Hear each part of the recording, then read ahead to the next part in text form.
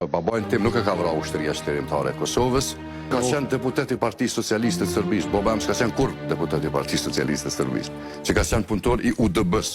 S'ka qenë kur punëtor i UDB-s. Çështja ka qenë për prindin tim, i cili ka humbur jetën në vitin 97 me 9 janar. Unë nuk e kom pranu si të vërtet komunikatën të cilën prokuroria ma ka tregu atë ditë para meje, për arsye se ka shumë pavërteta në atë komunikat, shumë gënjeshtra, të cilat nuk përfillën fare me prindin tem.